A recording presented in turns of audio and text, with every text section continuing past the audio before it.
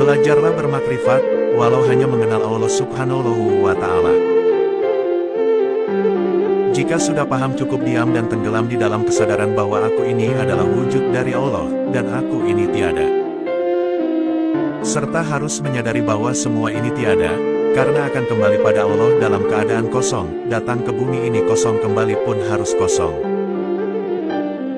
Jika memahami semua ini, alam jagat adalah nur. Jasad ini tidak akan hancur dan tidak akan membusuk juga tidak lenyap, karena memahami akan makna hakikatnya nur. Namun, jika jasad tidak hancur dan tidak membusuk serta tidak lenyap, hanya mengecil dan mengering, ilmunya hanya sampai pada tarekat. Juga penting halnya memahami syariat, bahwasanya jasad akan kembali kepada tanah bukan kepada Allah, tentunya jasad akan hancur dan membusuk.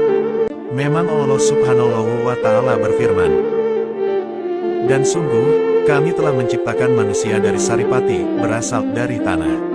Quran Surah Al-Mu'minun ayat 12.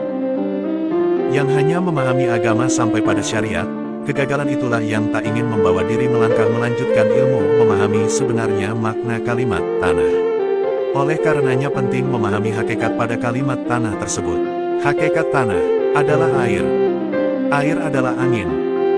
Angin adalah api. Api adalah Nur Muhammad, dan nur tersebut adalah Nur Allah. Hakikat Nur Allah adalah Allah Subhanahu wa Ta'ala. Hakikat Nur Allah adalah aku, dan hakikat aku adalah kosong. Nabi Muhammad SAW juga bersabda, Allah itu mengharamkan bumi ini untuk memakan jasad para anbiya. Hadis riwayat Abu Dawud, An-Nasai, Ibnu Majah, dan Al-Hakim. Jadi jika mengamalkan ilmu bahwa diri ini adalah Nur Muhammad, Nur Allah, maka diharamkanlah bumi ini menghancurkan jasad ini dan kembali pada yang kosong.